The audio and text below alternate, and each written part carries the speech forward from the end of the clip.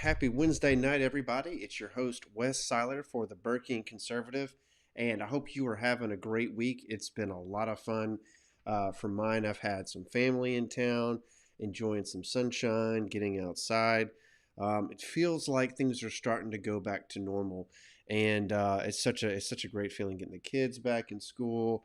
We're starting to get back up to full time at my job, which is great. So let me know how you're doing. I know we've had on our shows, I think probably half our folks have gotten COVID over the past couple months. Most of us have gotten vaccinated. So let me know what your experience is as you're going through this. How are things going where you live? Are you starting to get back to normal? We'd love to hear that. But it does feel like that's closer and closer to the case, and that's a really good thing. Here on the show, we've got a lot of stuff going on, so I'm going to go through some of that here right now. We've got a couple of announcements that I want to get through before we get into our main topic. And the first one is a big one, is that we are looking for a co-host for a new show, something that we want to try doing. So obviously now we've got this podcast that I do every week, and we've got two shows on Sunday, Refounding Fathers and Conservatism on Tap, which everybody loves. What we're looking at doing is potentially altering one of those shows, or maybe even adding on a fourth. But we're looking for somebody else to do that. We've got, looks like typically 3 to 4 guys who come on Conservatism on Tap. And then we've got 3 guys on Refounding Fathers and myself doing this. And there's a whole bunch of people who do work behind the scenes trying to help this kind of show grow. So we need someone else. And really the inspiration for this, or what we want to respond to, comes from TYT and the Young Turks. If you've seen these guys, they are far left. They call themselves aggressive progressive. You see their Sink and Anna Kasperin, who do this show every single day, and their network is broadcasting 24/7, and it's constant far left, like extreme leftism, Bernie bro type stuff, and a lot of it is just nonsense to me. But it goes on all the time. They have this huge following, and I just feel like we need to respond. And I would love to see a conservative version of the Young Turks, which we would, obviously call the Young Burks, because we'd be responding to them from a conservative perspective.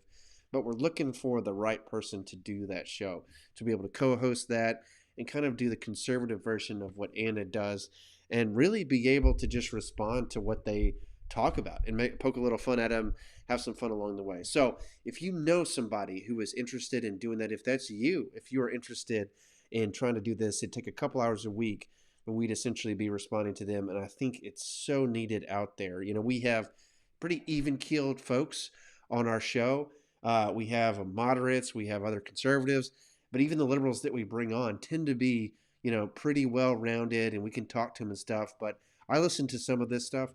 I listened to an episode of the Young Turks where they were making fun of Ron DeSantis, our governor here in Florida, and they were shocked because they expected him to fail at his COVID response, and they could not get their minds around the fact that New York had worse numbers than Florida, even though here in Florida we're opening up. And they were trying to just like scrape the bottom of the barrel of reasons why this could be, and it was like embarrassing. I mean, even as a conservative, I was like, man, like I can't believe that's the best that you have. And I was like, man, I wish someone was around to respond to them and to tell them exactly why DeSantis is doing so well, and then to poke fun at the fact that they can't even understand it. So if you're interested in that, if you know somebody, let me know, because we'd like to try them out. It doesn't take a whole lot of time, especially when you have such big gaps in your opponents like that. But we'd love to get into that. So that's our big announcement for today. All right, getting into a couple of our top comments. So I've had several over the past 2 weeks asking about Edmund Burke. This is the guy that's right behind me here. And we had Elizabeth say, I would like to learn more about him. And then I've had a couple comments with Miriam, who was saying, do y'all really talk about Edmund Burke? Because so many of our topics here tend to be current events, what's going on right now, the national perspective on politics. We almost never get the chance to dive deep into philosophy. And some of that is just the nature of the fact that there's been this chaotic election. You had the Capitol riots. COVID has been dominating the newscape. And it feels like just now we're getting to a point where we can kind of talk about what we want without the world being in complete crisis every day. And I love it when people ask this question about Edmund Burke. And so that's what I'm going to do. And I'm not going to do something really long on this. I want to give you kind of the 10-minute version of Edmund Burke and really why it matters. That's kind of what we titled our show, is why Edmund Burke matters. Because, I could tell you hours worth of who this guy was, why he did what he did. I could give you books to read. I could give you a long history lesson on him, but none of that really matters to you today if you don't understand how Edmund Burke can affect your life right now and how he affects mine. If you don't see the bottom line on that, then all that stuff is just good to know information. And so we're going to set aside all that good to know information tonight, and I'm just going to give you 10 minutes of how Edmund Burke can affect you and the way that you think about life right now. And so Edmund Burke gives us a different perspective or way to look at the world. And that's really why he matters. That is, I'm telling you, the answer to the question up front is that Edmund Burke matters because once you've read his stuff, once you've encountered his perspective, you've seen his quotes, you get some understanding of where he stands on the issues. It can immediately change the way that you approach your life, whether that's how you think about politics, philosophy, spirituality, and theology, or just people. And I want to give you some examples tonight. I'm not going to be able to go through everything he ever said or wrote, but I picked out 3 important ideas that I want to break down for you, and I want to get your takes on it, just as a sampling of who he was. And so I'm going to explain these, and if it's confusing, if you have more questions, let me know. You can write a comment here if you're watching live. Looks like we've got 3 or 4 folks that are watching live. Or if it's after Wednesday, just send us an email, send us a message on Facebook, Instagram, or Twitter, and we'll talk some more. But the first idea is this notion of prudence that is throughout his writing. So I want to break this down. Prudence is a concept that basically says whenever you're encountering a situation, is you want to try to make the right decision. And that can be very difficult to do in the moment, especially if you're highly emotional in that moment. So an example for you is, have you ever been in a job or have you been part of a team or an organization where somebody new comes in to run the team and they just start changing everything, flipping over the chairs, firing people, changing job descriptions, telling people what to do, and they've been there all of 5 minutes? If you've ever had a situation where a new manager takes over and they act like they know everything and how to do it, that is the opposite of prudence. I've encountered that so many times in my life where I watch this person and they start making these bold moves, and at first maybe it sounds pretty good, and then you realize they have no idea what they are doing. And it ends up hurting a lot of people, setting the organization back, and then everybody's frustrated, right? That is imprudent action, or action without prudence. What Burke talked about is like, look, if you're going to turn the way that a ship is sailing, then you need to do that understanding how fast it's going right now. Or a large ship doesn't turn on a dime would be kind of the common saying, is that you need to be able to make changes with an understanding that it's going to take time. It doesn't mean that you just accept the status quo. It doesn't mean that you go back to the way things used to be. It doesn't mean that you continue doing something without understanding why you're doing it. It means that when you want to change things, you do so with an understanding of where things currently are. So why does this matter? How does this affect my life today? Anytime I meet somebody new, anytime I come into a new situation, anytime I walk into a room, the first thing that I do is always to listen, to seek to understand. If you took me and you said, okay, Wes, you're going to now run this team. You're going to be in this business and you're going to work with and for these people. The first thing that I would do, understanding Burke's concept of prudence, is I would say, hey, I want to talk to everybody that I possibly can and understand what you see as the problems are in this organization. What are some ways that we can do things better? Where do we need to go? What do you like about what you currently have going on here? Let me seek to understand. Then, once I've done that, now I'm going to start to change things with a full understanding of where the direction is headed. And in some cases, that could be pretty drastic changes, but I'm still doing it with an understanding of where we are. And a lot of times, what we see in politics today is we see people who just want to completely upend everything. And let's just 180 with no understanding of how to get there. And frankly, no care of the people that they hurt along the way. That's not prudence. And that's one of the things that Burke talked about the most. Topic 2, or concept 2, is empiricism. And Burke talked about this often. Empiricism is this belief that we have to explore to be able to find out the truth of things. So many times in America, I see both parties, I see both ideologies between conservatives and liberals of people acting like we have everything figured out that's important, that truth is obvious, it's apparent, and it doesn't require any further consideration or reflection or analysis or any of that. We just need to do this and ignore everything else. And what Burke said is, there is truth out there, but we should always be humble as we approach it because we could learn something new. We may be able to discover a better way to do things. It came from this humility that he had throughout his life of, you know what, I don't know everything. And in fact, no human being knows everything. The only entity that knows everything is God. I'm not him. Therefore, along with the prudent aspect, I'm going to explore slowly. I'll give you an example. So locally, where I live in Florida, we have had all these problems with our garbage trash company. There's only one trash company in our county, and this company leaves your garbage cans on the side of the road, right? They just throw them down after they take your trash, if they take your trash at all. There's been all these complaints, and so what the county decided to do is they took some of the garbage company's money and they set it aside, and they said, if we continue to get complaints, you will lose this. However, if we don't have complaints, you're going to get it all back. And they invested a little bit of money to put cameras on each of the garbage trucks to be able to prove anytime there's a dispute. They said, let's try this, because so many people were so upset, they said, let's just fire this company. But then who else are you going to get? It's the only one that we have. We could go without trash services for weeks, even months, and that'd be a complete disaster in our area. And so what they said is, let's try this. Let's see if it works. Let's see if it resolves a problem. And then if it doesn't, we start to negotiate our way out of this contract. That's empiricism. I have no idea if that's going to work. The county doesn't know if it's going to work.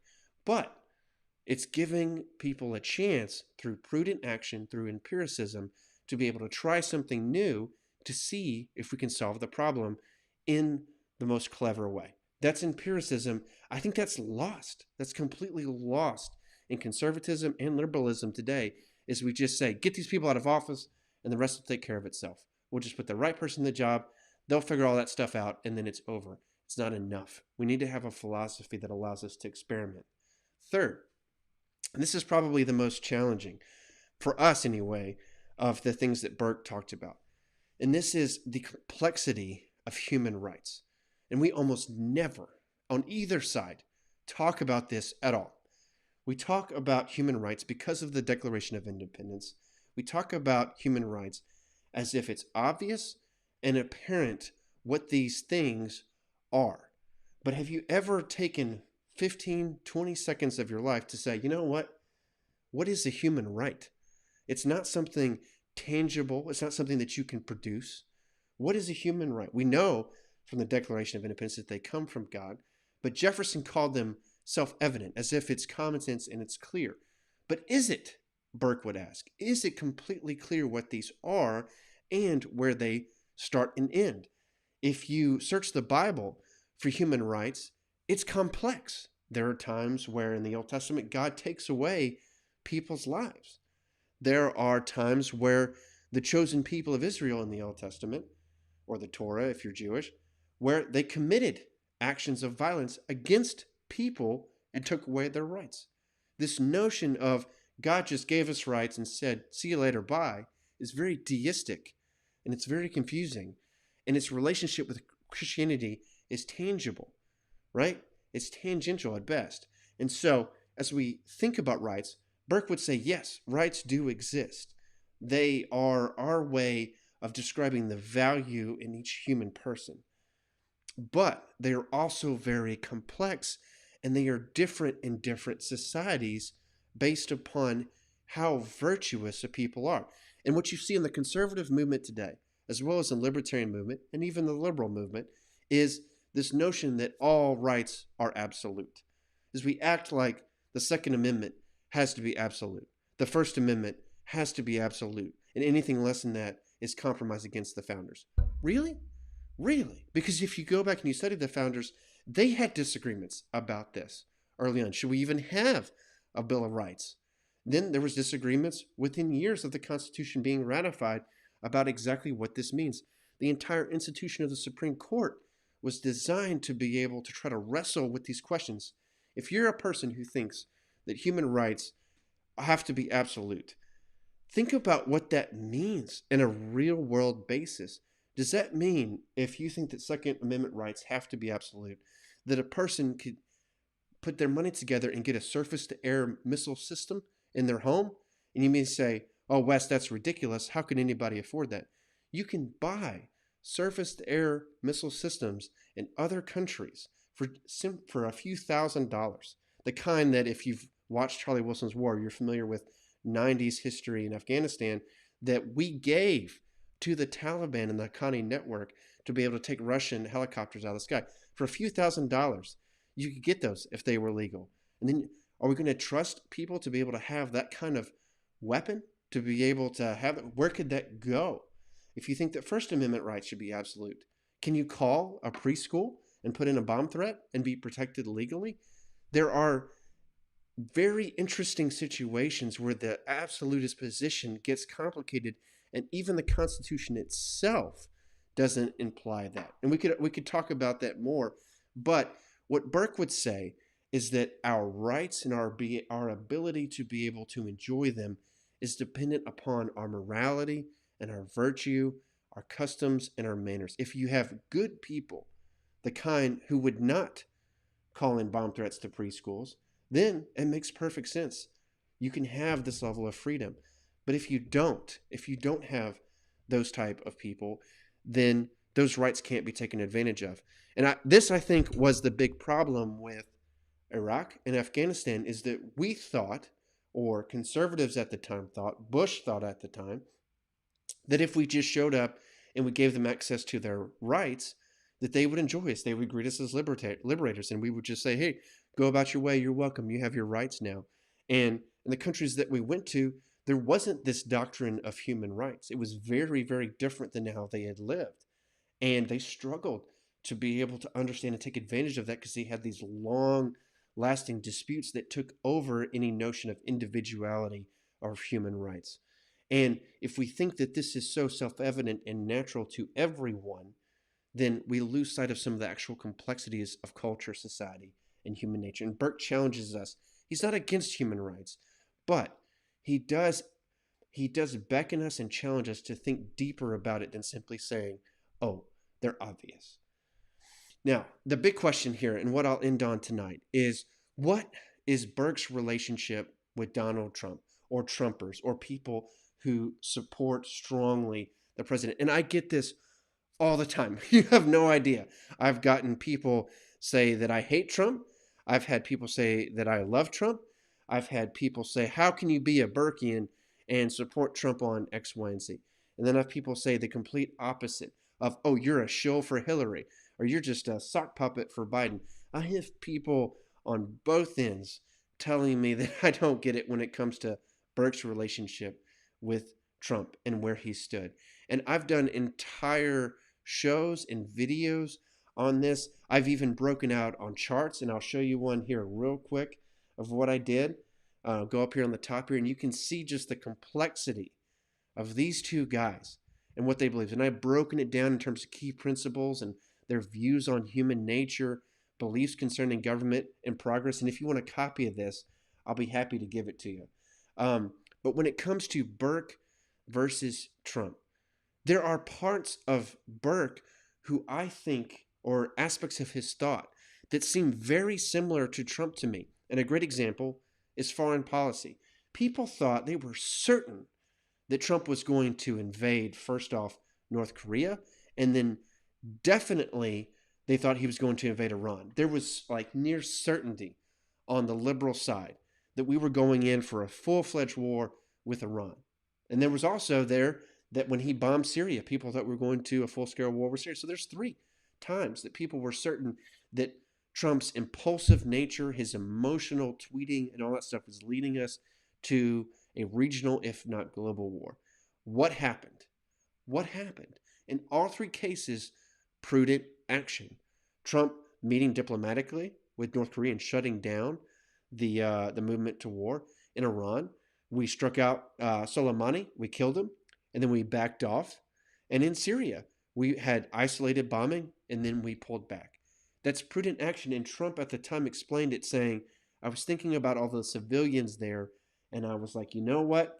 We need to get what we need to get, and then we need to get out to be able to protect our investments, our people, and innocent lives. That's prudence. That is a perfect example of what Burke talked about. Burke talked about being a British parliamentarian. He talked about Great Britain not needing to invade the United States in the 1770s, of saying, listen, we don't have to invade the colonies. They're doing well. Let them thrive, and we'll trade with them and make a ton of money out of this. They're our brothers and sisters. And people couldn't abide the fact that the United States wanted to be its own country, and they angrily wanted to invade them. Burke was pushing back on that. Hey, guys, be prudent. There's Trump being prudent. And so in that respect, there's overlap. And I love to talk about that. Let's give him credit for not leading us into a war. I wish we had had that in the past with Bush, McCain, and others. Then there's other times where Burke's philosophy, you could say, would be at odds with Trump. How he talked to other people, how he treated other people, the self-certainty, the arrogance, all of these things. It doesn't sound very empirical to me.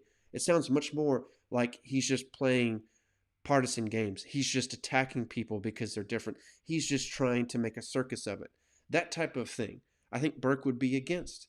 But it's too simplistic to say, oh, he would have liked him, he would have hated him. There's so much more to that. You think about the relationship between, say, Jefferson and Adams, where they agreed on things, they disagreed on others, and over time they wrestled with as they had periods of silence and then periods of being their best friends. These people who thought deeply and have done important things are much more complicated than just a simple yes and no. And so Burke challenges us to think differently, but frankly, so did Trump. He challenged us to think differently about foreign policy. He challenged us to think differently about the presidency and what was normal, what was not. And there's respect on both fronts there. So there's more to it. There's more to what Edmund Burke represents, his thought, his philosophy. There's so much more to it. I just wanted to give you 3 concepts to challenge your thinking on him, to give you kind of a preview of why we named this channel after Edmund Burke, why I have a picture of him right here, why it's in everything that we do. The BurkingConservative.com, our website, has more on this. There's a page there that says, what is a Burking Conservative? I go over 6 different principles on there. There's more to it than that. I could recommend all kinds of books for you if you want to know more. And you can always talk to us and engage us on the page, and we'll be happy to do it. But how he affects us today is really dependent on us being able to engage him, to bring him to life. And that's what our channel is about, to give us tools to be able to navigate the world in which we live. I'm going to look at a couple comments here before we are done for tonight. Payne Walker says, great idea. He was talking about the potential for having the Young Turks, having a show. I would love to do that. So Payne, if you know somebody who'd be up for that, let me know. We'll be happy to reach out to him. Hannah says she can't wait to see it. So we've got a couple of folks that are interested in that. And then Alex says, I'm a sock puppet for Biden. Thank you. When they actually posted that, it was for Hillary Clinton, and they literally sent a picture of my face on a sock puppet. And they said, you're going for Hillary simply because I wasn't out there broadcasting support for Trump every single day of the week at the time. But you know what? I've got a thick skin. I can take it, and I'm sure it won't be the last.